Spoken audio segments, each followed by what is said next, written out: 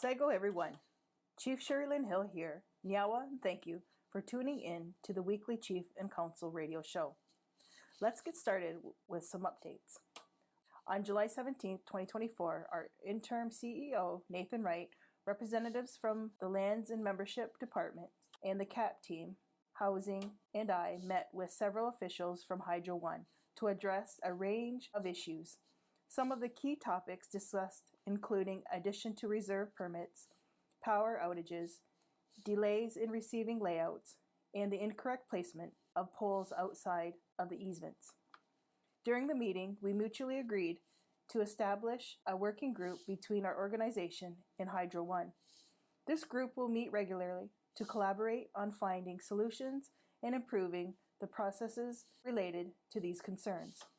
If anyone has a concern, please contact my office or a counselor. On July 18, 2024, my staff and I met with MP Larry Brock, who represents Brantford and Brant.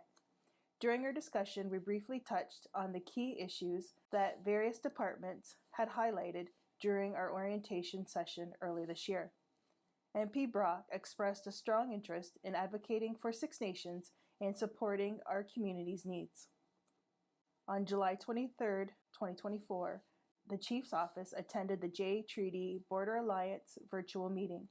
The primary focus of the discussion was the need for the government to better accommodate First Nations people in the right of entry, forms, and documentation.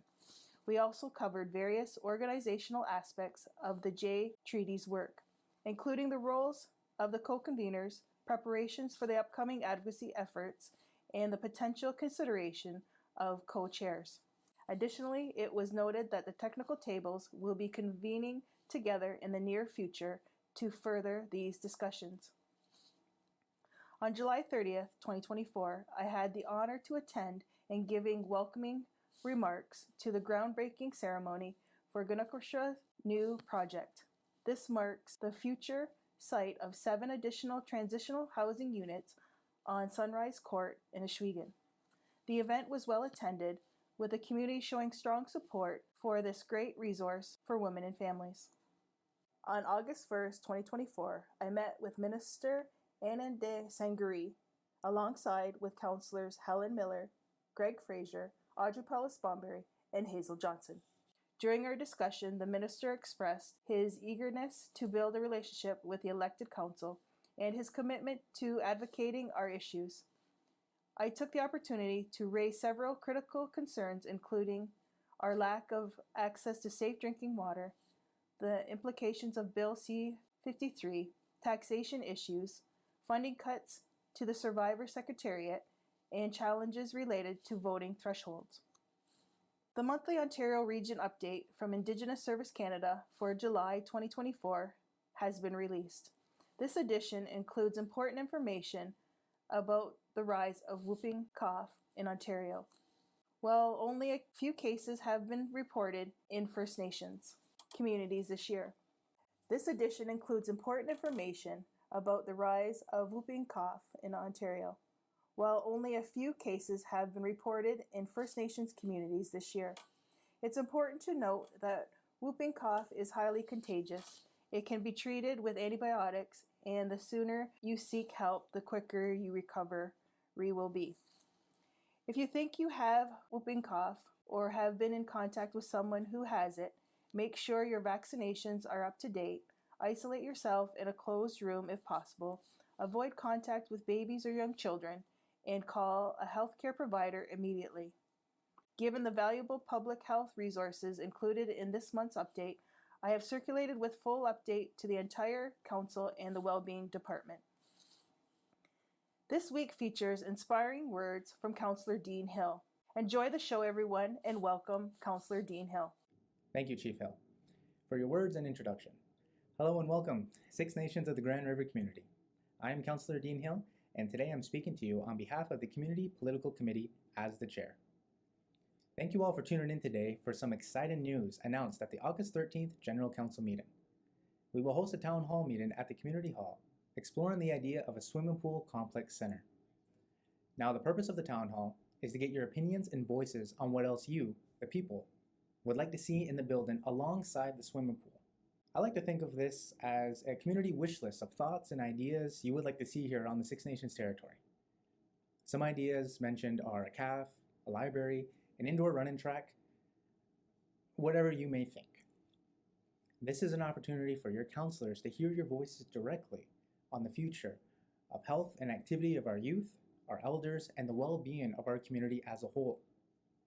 I will say, without your support and voices, we counselors would not even be able to have this conversation, and I appreciate your support for us so far. Even before I was a counselor, I've always wanted to have a pool in the community, something where the kids and family can come together and experience the joy of a swimming pool that is only available outside the community. My goal is to see if we can bring that to Six Nations, to see what we are all capable of if we come together as a collective with a common purpose and a good mind. I believe we can accomplish amazing things in our community, and hopefully this will be the start of many more to come with your 59th elected Chief and Council. So thank you for listening to my part of the announcement, Six Nations community, and you have a great day. Now I'll give the platform over to Councillor Leslie Green to address the Six Nations community. Councillor Dean, thank you for that introduction about the community swimming pool and the town hall we're going to host in the first week of October, specifically October 6th. That's on a Sunday. Okay, I'm Leslie Green, and I am here to invite you, the Six Nations community, to come out and share your ideas about the potential for what we need to have inside the pool complex. I'm thinking about the competitiveness of swimming. Imagine a regulation pool and getting our young people involved. It was never a part of my youth to be able to wake up and have a choice of swimming in our community amidst the hockey, lacrosse, and baseball that was offered here. The surrounding pools that are adjacent to Six Nations offer various swimming opportunities. This swimming pool we are planning would be ideally located in the heart of Ashwegan. I want to thank the listeners of CKRZ 100.3 along with Jukasa Radio 93.5, local radio communications media, on behalf of Six Nations Elected Council and the leadership of Chief Sherri-Lyn Hill for their consideration in sharing your voices in participating and anticipation for an event that will affect our next 7 generations. Nyawa, and thank you for those inspiring words. And Nyawa, and thank you to all of you for tuning in and listening to the Chief and Council radio show. Until our next episode, take care, be safe, be well, and be kind. Have a great week.